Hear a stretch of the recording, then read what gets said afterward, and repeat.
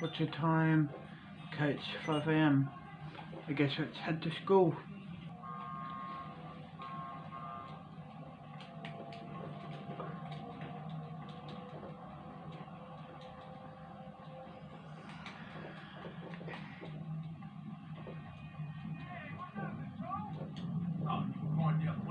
Said, huh? Look the fuck up, bitch. Stand up, fight me.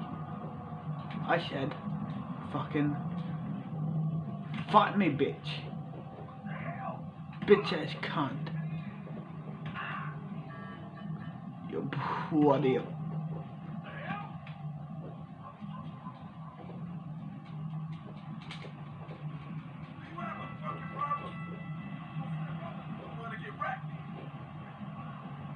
Huh? Did you say? Huh?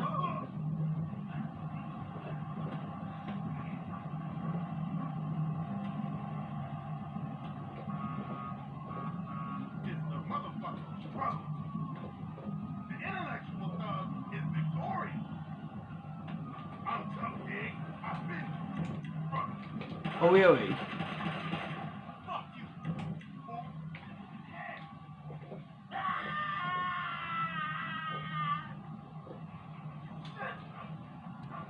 Guess let's head to school now.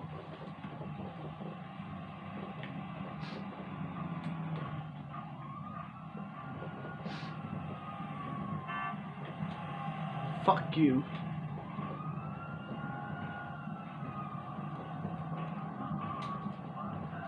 Guess let's watch YouTube.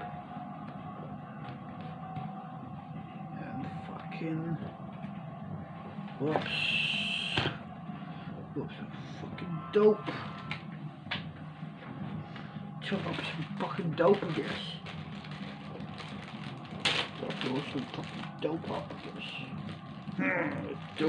Dope.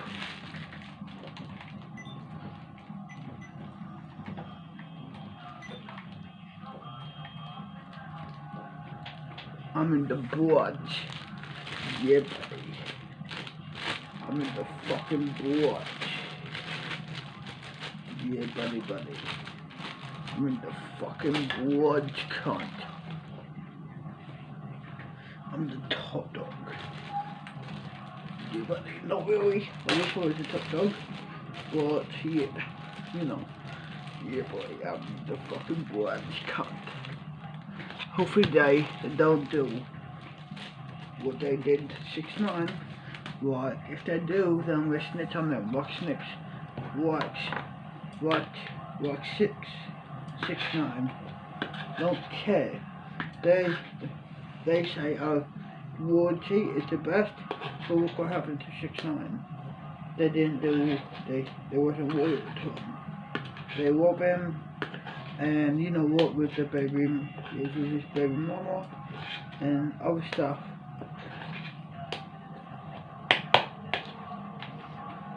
They're not loyal to him. Whatever. If the Bloods do it to me, then there's no one how I will be loyal. You can kiss me inside the house and tried to play off this suspicion by speaking quickly and making it seem like he didn't just obviously try coming into the house. I said, I'm fine, thanks, and I shut the door. At that time, I didn't really understand the situation or the dangers of what just happened. But still, I was a bit freaked out. It was my mom to come home soon. An hour went by, and I was still thinking about what happened, so I started to watch a movie, trying to keep my mind occupied. When I heard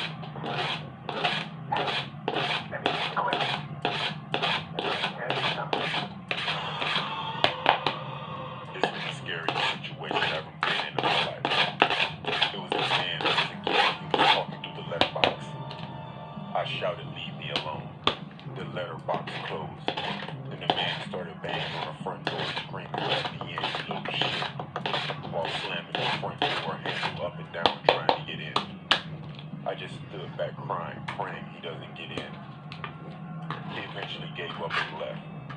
My mom came home about 30 minutes later, just to find me crying, and I told her everything that happened. We told the police, but they never found this guy. I look back, and I think how grateful I am that I had the feeling to put the chain on the door. I hate to think what that man would have done if he had managed to get in. He would have probably killed you, or you know what, rape you. He'll probably do whoever would have killed you, or if you want to, rape you.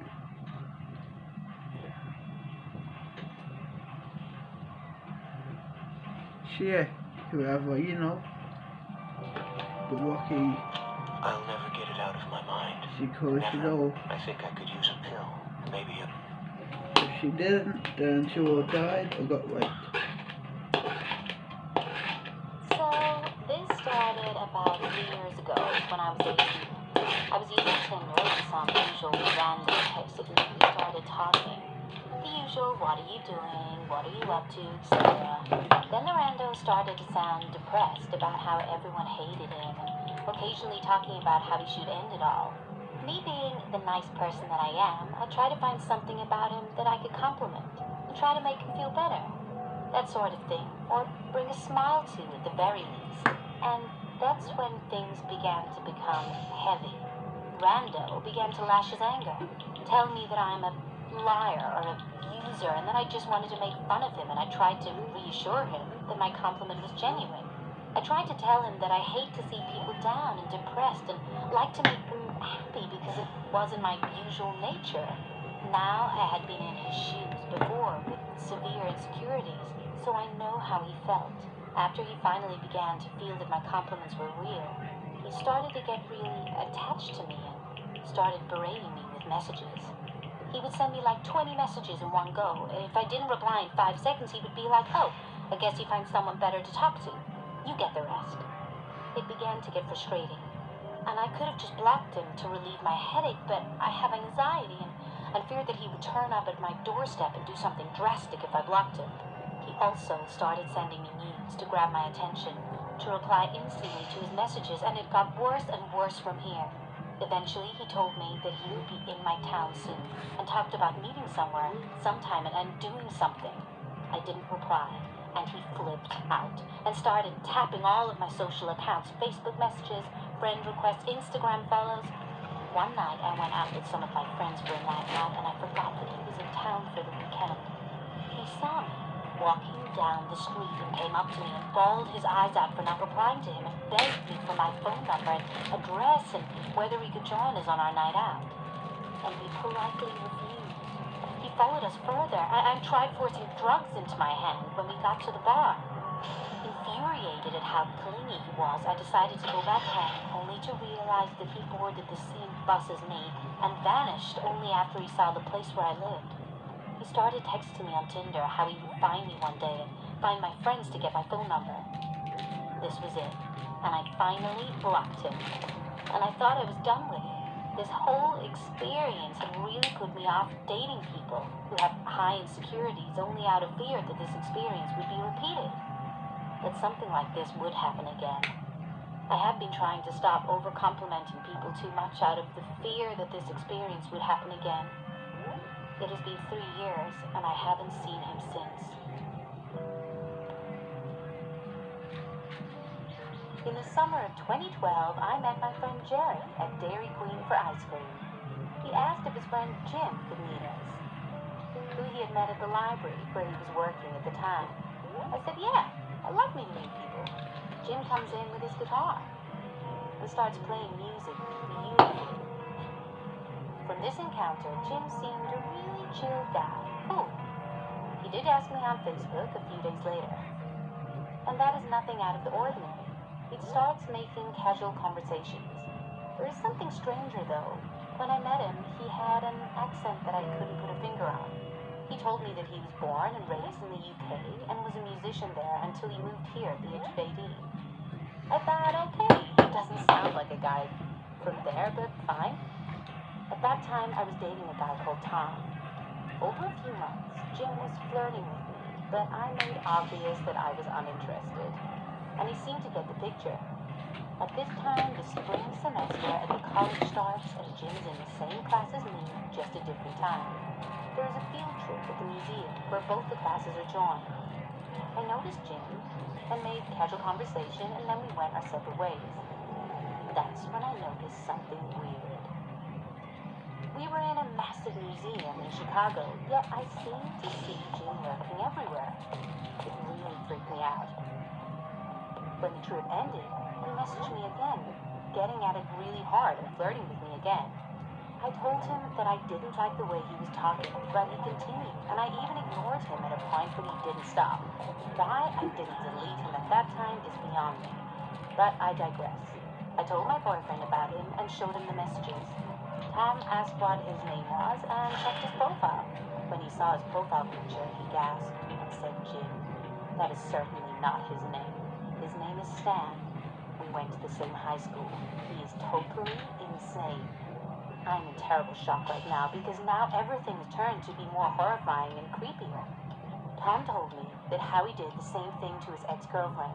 So basically, Stan contacted Tim's ex-girlfriend and fed her the same lines, flirted with her, and then stalked her. Tom said that he gave his ex-girlfriend the name John, and they both nearly got in a fight, but Stan backed off and switched schools. Tom asked me if he could use my phone to send him a message.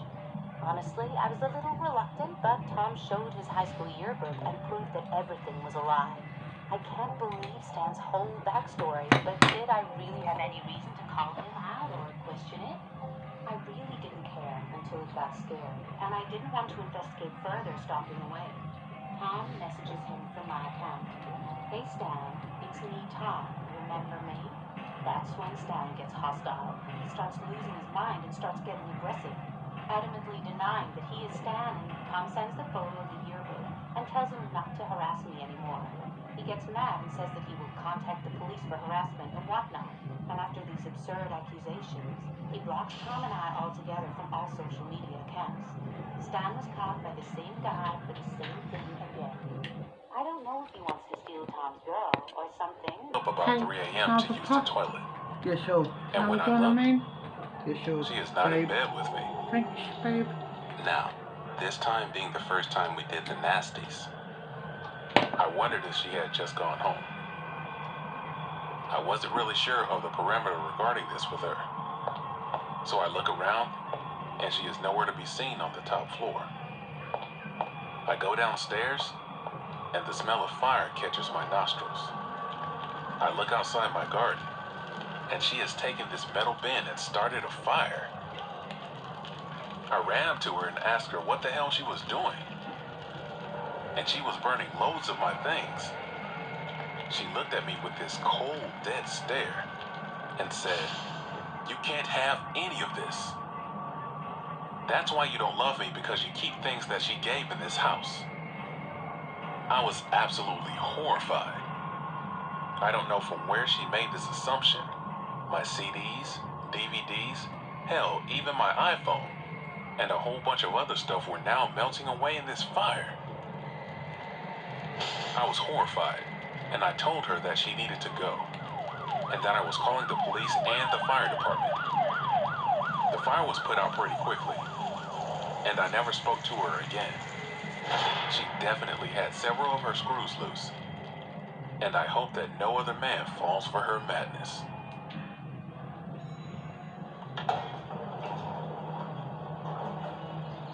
I took a third job delivering pizzas in New York when I was 25. I had an order in one of these big fancy condominiums downtown. When you have to deliver something in these places, you have to tell the reception the address and confirm it with the resident, and then you can deliver the order. When I was clear, I started heading upstairs, when this young guy sauntered up to the front desk and caroused around the lobby. This was a Friday evening, and the lobby was abuzz from the people waiting for a night in the town. This guy was in business casual, and the only thing that made him stand apart was that he was wearing those gaudy visors, the one that those frat guys wore. He jokingly says, "Hey, that's my pizza. I'll take it." To which I replied, "Fuck off, pal." I had heard this joke before, and it was especially common in business lobbies like this. That was probably the end of it, and I thought I would never see him again. But the tone of my voice, or the face with which I said it, seemed to have struck a nerve for him. As I was about to enter the elevator, he came up to me and said, "You think you can talk to me like that? Do you know who I am? Is I this would still a give a joke? shit who you are. What's going on here? I'll kill you right I down still have then. several pizzas in my car, Well, that's why which if I would don't say get to in him, 5 minutes after delivering the pizza in the mall parking lot, the valet will have my car towed." I decided to ignore him, but he kept on talking and saying what he does to people like me, and followed me into the elevator crowded with other tenants. I thought this would make him shut up, but he became more agitated and said, "I know what kind of person you are." His eyes gleamed with hatred. He thrust his face in front of me, and I got the first clear look of his face. He was handsome, brown hair, blue eyes, and really white young guy. The crowd of tenants understood he wasn't joking when he said that he could have me killed. He could do it himself too if he wanted. I told him that if he kept this up, I would call the authorities. My stop was on the first floor. He and I were the only ones to get off on that floor. I started looking for the apartment that I had to deliver to, and that guy kept following me saying stuff like that. He hated me and I was a cunt and all that stuff. I knock on the door and a middle-aged man opens the door, and I give him the pizza and the bill, and he pays me and motions towards the crazy guy asking if he will deliver with my friends. I said that I had never met him before and he was following me, and he may have been living in this building, to which the crazy guy said that he lived in that building and I was the one who shouldn't fucking be there. The guy with the pizza told him that he was harassing me and I was just doing my job. I thanked him and started walking back to the elevator, and now there was only one other guy in the elevator. To smooth things out, I asked him where he worked, as he was a good-looking young man, and he said that he worked at the Merc, the New York Mercantile Exchange, and I saw him on the busy trading force, shouting and signaling about commodities and features flashed in my head. It made sense now. When we reached the lobby, I walked out and he stayed in the elevator, presumably to go to his apartment. When I walked out to the street, I asked the other guy who was with us in the elevator. Typical Wall Street behavior, huh? Sure enough, he says.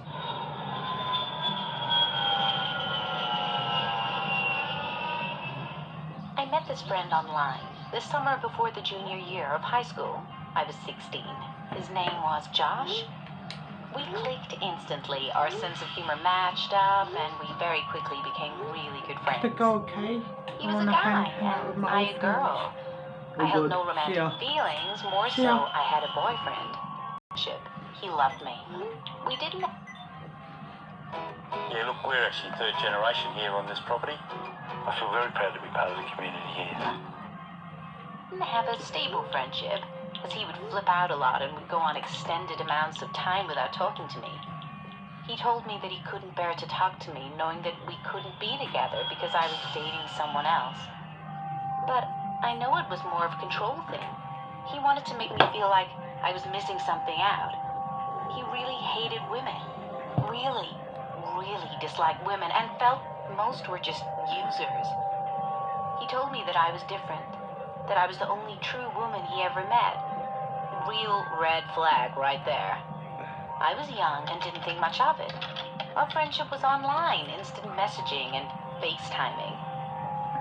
Now, when we stopped talking for some time, he would go to Twitter and demonize me. But when he came back, I would ignore it, as he would come back funny and nice.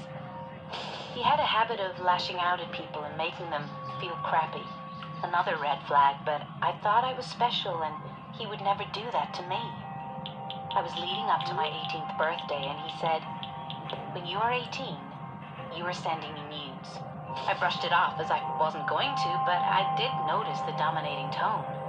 Fast forward 2 years, I was 18 and had started going to college and had broken up with my boyfriend in October.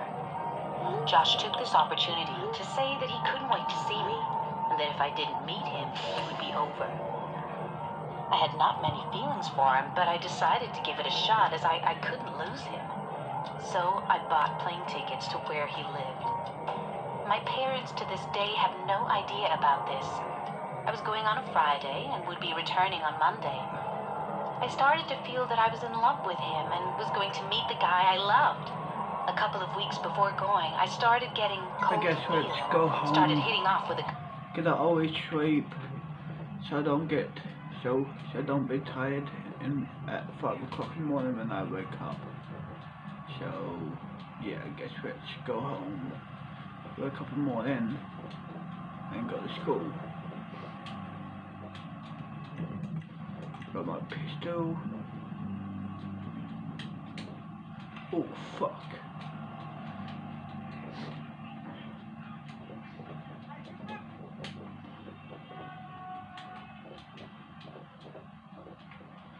Thank fuck that game isn't working for me anymore. Thank fuck it stopped. It's been a month, or maybe 2 months, I don't know how long it's been, but thank fuck that game is not working for me. I'm not afraid of anything, but still, thank fuck. Oh shit. Guess let's go to bed, wake up in the morning for school. Okay, so it's 5 AM. Nice. Okay, so let's go to school, guys. Here we are.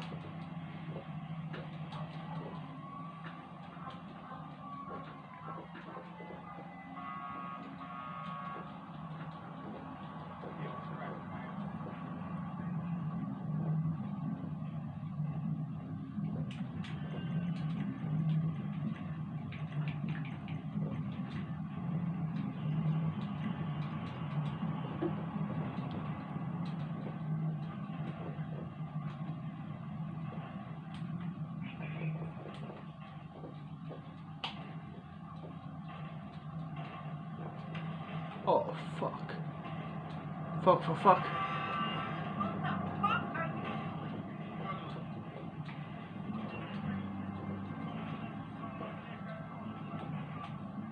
Oh, shit.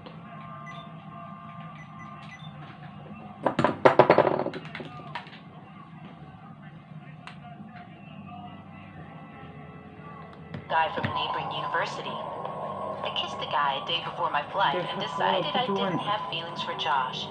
I thought that we had been friends for 2 years and he would understand. We could still have a good time as our friend had seen his pictures, but he looked different. He looked creepy here. I hugged him awkwardly, got in his car. We made awkward jokes and conversations. I wished I was in my dorm. We went to his apartment, up into his room, and smoked a few weeds. I fell asleep and woke up to him spooning me and groping me. That's when I unloaded and told him that I was not interested in him in any way romantically. He cried and begged to say that I loved him, and I said that I can't, so went into the bathroom and burned some things and came back normal and played games on his computer. The rest of the trip was just a combination of him being nice and kind to him being completely evil. Here are some of the things he did, or he said he did to me. He talked about me dying, making me sleep in his car, served me spaghetti with moldy sauce, farting on me when I was sleeping, telling my parents I was with him, calling me an idiot, telling me to shut up when I tried to speak, threatened to make me miss my flight and drop me in the middle of nowhere. He kept feeling me up in bed, and when I resisted, he said I wanted it too. When he said these things, I kept my cool and calm, but I was really scared and just wanted to get out of there. Can I join you? It is for 8 p.m., so at 11 guess so. a.m. he Nice. leaves, and at that Video if you're getting cash online Can I have for a paid joint surveys. and smoke? Because Yes, sure. I'm not sure if this is the creepiest or the most disgusting thing to ever happen to me, but here it is. I'm a 17-year-old female, and this happened about 3 months ago. Me and my friends always like to go to McDonald's after we had a good yoga There's session. another joint You too. could call us regulars. Thanks. You're We welcome. probably did yoga together So 2 what's or your 3 name? times a Casey week, and it wasn't a class or What's your anything. name? It was just Jacob. me and 3 of my Nice to friends. meet you. We had another friend, Olivia, who occasionally joined us, but she was kind of flaky. If she didn't feel like doing yoga that day, we just went ahead and did it without her. We had been in this routine for a couple of weeks at this point, and we always looked forward to getting some nice junk food. There was something about McDonald's that was like the guilty pleasure of my entire existence. I normally didn't get it otherwise, but I really look forward to the couple of occasions that me and my friends went there. But this one experience was horrible. I had been there enough that I started to recognize the people that worked there. I never had conversations with them, but I knew their faces well enough to spot when someone new was in the back working. That's exactly what happened this one Wednesday Here's afternoon. another joint too. I noticed this guy with really thin hair. He had a really creepy face, and I'm not sure how to describe it exactly. His eyes were humongous. They looked like the eyes of a bug. And then he had this really strange body language that always kind of freaked me out. It was like jumpy or something. If he was deep frying French fries, for example, he would stand perfectly still for a second, and then really quickly submerge them in one motion, and it would splash grease all over. This was very unusual, considering I had seen enough people put down fries that there was an easier way he could have done that. He didn't have to splash it like that. I was watching him one day, and we made eye contact. It was really unusual, too, because I was looking at him as my mom's credit card was processing to pay for my meal. He had his back turned toward me. I was trying to figure out if I knew who he was, and then he just spun around to look at me, and it was all in one motion. It was just really freaky. So I started noticing him more and more. He was always working whenever my friends and I got finished with our yoga. It didn't bother me too much. My friends also noticed how weird he was and told me about similar experiences. It wasn't creepy enough that we stopped going or anything, but it was certainly enough to notice. I remember the day in particular. It was a weekend because I didn't have school that day. Me and my friends had just finished a really good yoga session and we headed over to McDonald's. Anyway, my friends and I ordered our food and were waiting for a few minutes. It took a little bit longer than usual, which isn't really an issue because we're not impatient or anything. But here was the weird part. They weren't busy. We were basically the only people in there waiting for food, and I think they had one other person who had already ordered who was sitting down and already eating. I didn't see any cars in the drive-thru, and I just found the whole situation extremely bizarre. I'd noticed that the creepy guy was working, but I didn't see him for a very long time. He went behind a wall that I couldn't see him around, and I wasn't sure why he did this either. Life went on, and we got our food and sat down. I normally start by eating my fries, and then have whatever my main meal is after that. Today it happens to be chicken nuggets. I got a 10-piece. As I was eating, I felt that creepy guy's watchful eyes looming over us. I felt really freaked out, and I convinced my friends to take our meal into the car to leave. As we left, I looked back to see him frowning at me. I didn't stop walking. Well, we got out there, and for a few minutes, I felt like I was being paranoid, and I overreacted. My friends thought so too, until I looked at my chicken nuggets. I looked inside of the box they were in, and they seemed to be covered in some kind of weird substance. I couldn't quite make it out, and I didn't know what to think. My immediate reaction was that they had put mayonnaise on it or something. Thankfully, I was smart enough to ask my friends before I took a bite. My one friend screamed, "That freak jizzed on your nuggets." The more I analyzed the strange substance in my chicken nuggets, the more convinced I became that it really was, in fact, that. That certainly explains why it had taken so long for us to get our food. I wouldn't eat it. I didn't quite understand how he was able to pull it off, though. He was one of at least 5 other workers there. It's not like they would have just allowed him to do this, right? Whatever the case may have been, I didn't feel comfortable eating those chicken nuggets, and I threw them out without hesitation. My friends and I were all really freaked out that this had happened to us. My friends threw out the rest of their food just to be on the safe side. We weren't really sure if we should have reported this incident to the police or something. We really didn't know what to do. We just kind of laughed it off as being one of those crazy life experiences, and that was it. I haven't gone back to McDonald's since this whole experience. But yeah, that's the story of how I ordered chicken nuggets one time, and the freaky guy working there put his secret sauce I guess today we're gonna open a bunch of shards for you. Oh my god. And we're gonna summon. Whatever. On them.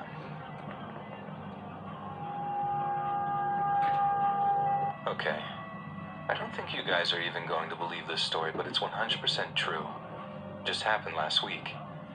I don't know how else I could even preface this dumpster fire of a story, but here it goes. I'm a 22-year-old male and I live with my fiancée. We had a nice apartment, but we were really looking to buy a house. I know, a little young for that, but we both landed really nice jobs after college and figured that it's better to get it out of the way now and start settling down. We're kind of old-fashioned like that. That needed to be done, like painting the walls and redoing the floors and just various tasks like that. It wasn't completely horrible inside, but there was enough work that it literally sat there for a good little while. Well, my fiancée and I started talking to her grandmother after buying the place. She told us that she would sell it to us for a low enough price that we would be able to afford all of the renovations and whatnot. We were really excited about it. It was really exciting to think we were going to have purchased our first home together so shortly after graduating from college. But here was the problem. She had a lot of people in her family who started feeling left out. It was my fiancé's aunt and her 2 sons. Their father had died shortly after the second son was born, and the mother had a hard time coping with everything. She was a regular drinker and arguably an alcoholic. My fiancé told me that they were extremely negative people, and after meeting them a few times at family functions, I was surprised at how right she was. They lived in government housing. She collected disability fraudulently, and her 2 sons didn't work, despite one being 24 and the other being 19. There were whispers of drug abuse in there too. Suffice to know that these were not the kind of people you wanted to associate with. When word got out that we were buying the house from her grandma, they started feeling really left out. There were a few occasions where they'd try offering to watch the house, very obviously an attempt to get in there and do God only knows what. We politely declined and did everything we could to avoid them. I happened to be at the house one day. My fiancée was working and I work remotely online, so I was home alone. I had just walked down the street to buy a lemonade when I saw someone at her house. It was extremely unexpected. I got ready to confront a potential burglar when I noticed it was my fiancé's cousin